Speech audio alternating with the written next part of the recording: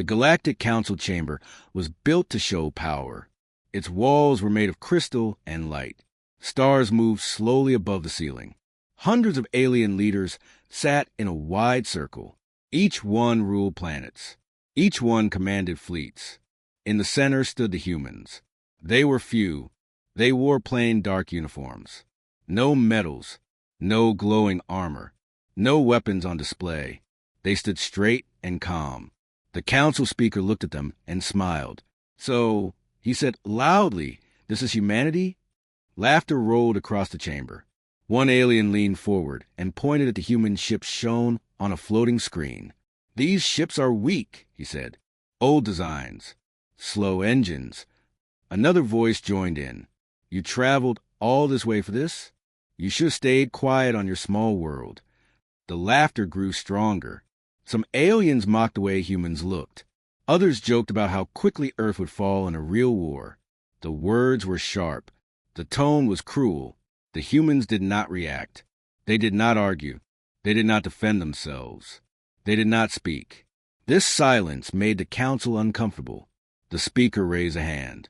"Do you have anything to say?" he asked. "Nothing." The humans stood still, eyes forward, faces calm. A few council members exchanged looks. Silence was not normal. Weak species begged.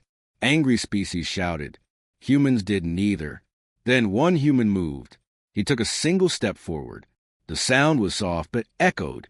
For a brief moment, the lights flickered. Sensors blinked. The stars above seemed to pause. The human stopped. He looked at the council. Still, he said nothing. The laughter died.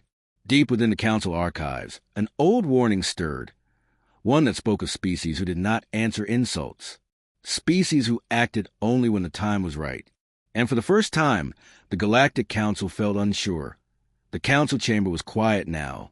Moments ago, it was full of laughter. Now no one spoke.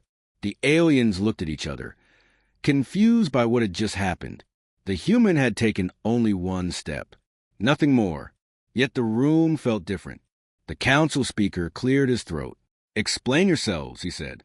His voice was firm, but not as confident as before. "Was that a threat?" The humans did not answer. They stood like stone, calm, patient, watching. One council member whispered to another, "Why are they not afraid?" Another replied, "All weak species fear this room."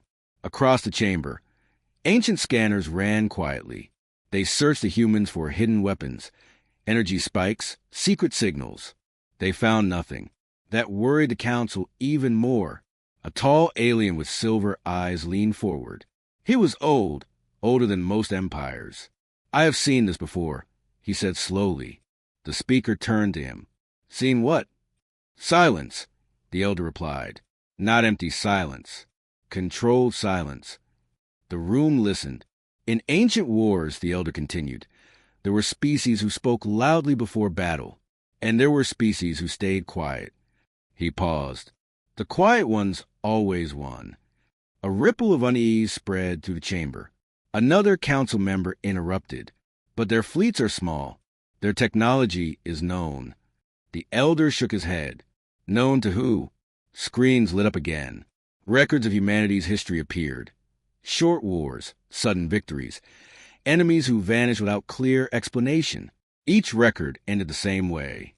No celebration, no warning, no speech, only results. The speaker looked back at the humans. "Why are you here?" he asked. At last, one human raised his head. "We are here," the human said calmly, "because you laughed." That was all. Then the humans fell silent again.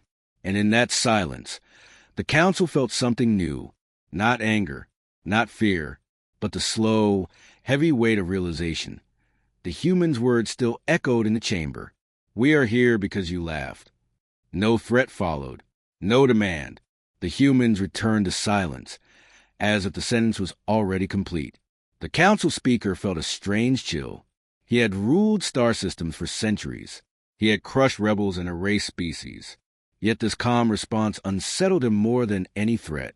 "Show us your strength," the speaker said at last. "If you have any." The humans did not move. Instead, The one who had stepped forward raised his wrist. It was a small motion, almost polite. Across the chamber, alarms whispered. Not loud, not urgent. Confused, council technicians stared at their panels. Energy readings flickered, then vanished. Long-range sensors lost focus, as if space itself had gone slightly out of tune. "What is happening?" one alien asked. "Nothing," a technician replied slowly. "And that is the problem." Outside the station, deep in open space, something shifted. No light appeared. No ships arrived.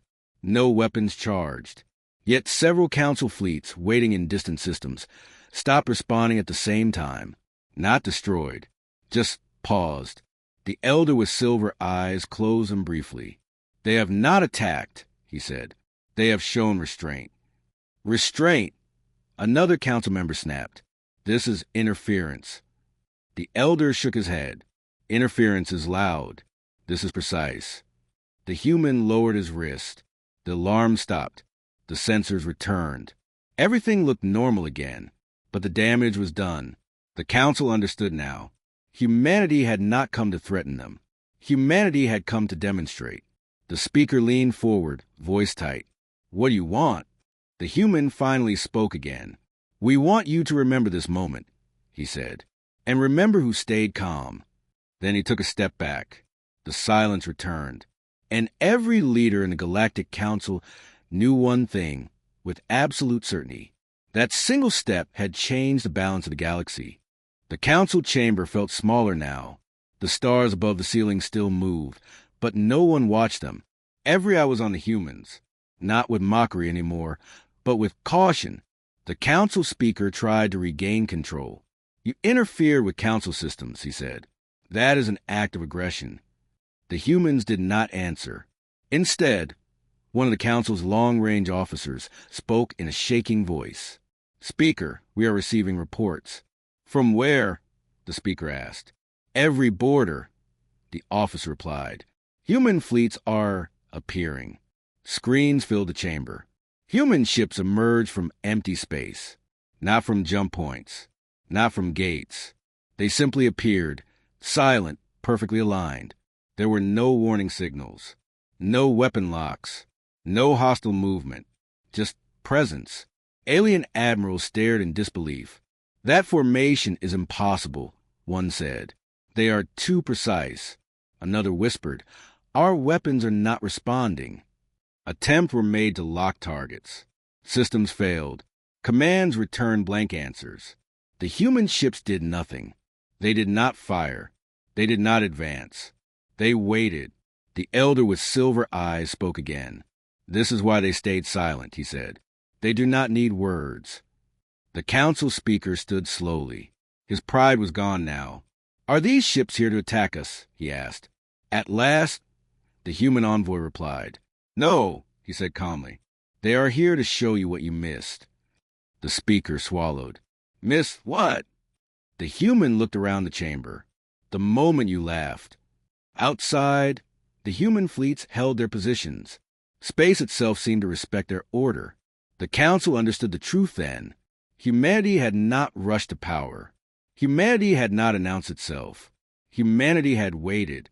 And now, standing before silent fleets that could end empires without firing a shot, the Galactic Council realized something terrifying. They had mocked a species that never needed permission to become unstoppable. The Galactic Council had no answers left. Once, this chamber decided the fate of worlds with a vote. Once, every species feared its judgment. Now, surrounded by silent human fleets, the council could barely breathe. The speaker looked around. No one laughed. No one whispered. For the first time in its long history, the council did not control the room. "We request dialogue," the speaker said carefully. "Open dialogue." The humans did not respond at once. They waited. That pause felt longer than any speech. It forced the council to sit with its own fear. Finally, the human envoy spoke. His voice was calm, almost gentle. "Dialogue begins when respect exists." The words struck harder than any weapon. Several council members lowered their heads. Others avoided looking at the screens showing human fleets, still motionless, still silent.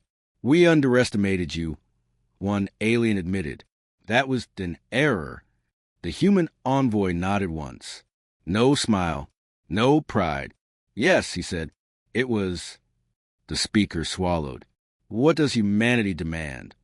The human looked around the chamber. "Nothing," he replied. The council froze. "Nothing?" the speaker repeated. "Nothing today," the human said. This was not a demand visit. This was a memory visit. "A memory?" someone asked. "So that the next time you meet a quiet species," the human said, "you listen before you laugh." Outside, the fleets remained steady. Not threatening. Not friendly. Unavoidable. The council understood then. Humanity was not asking for power. Humanity already had it. They were asking for something far more dangerous. Awareness. The speaker bowed his head slightly. It was a small motion, but historic. The human envoy stepped back into line. Once again, the human said nothing. And this time, the silence belonged to the council. The human fleets did not stay long. One by one, the ships faded from sensors. No flashes. No engines. They simply vanished, leaving empty space behind. Inside the council chamber, no one spoke. The speaker remained seated, staring at the dark screens. The greatest show of power the council had ever seen had ended without a single shot fired. "Record this meeting," the elder with silver eyes said quietly. "Record every second." Council scribes moved at once. "This will be studied for centuries," the elder continued. "Not as a battle, but as a lesson." The speaker looked at the humans. "Will you return?" he asked. The human envoy considered the question. "Only if necessary," he replied. "We prefer not to." "Why?" the speaker asked. The human paused. "Because shouting is for those who need to be heard," he said. "We act, so we do not have to shout." With that, the human delegation turned and walked toward the exit. No guard stopped them. No systems challenged them. The doors opened without resistance. As the humans left, the council felt the weight of what had happened. No treaties were signed. No threats were spoken. No victories were claimed. Yet the balance of the galaxy had shifted. In the weeks that followed, stories spread. Border fleets withdrew. Aggressive empires paused their expansions. Species once ignored were treated with care. And in council academies, a new lesson was added to the curriculum. When a species remains calm under mockery, do not test them. Far away on Earth, life continued as normal. Cities slept. Oceans moved. People lived their lives, unaware that their species had just changed galactic history. Humanity did not celebrate. Humanity did not announce its power. Humanity simply moved forward, and the galaxy learned to listen.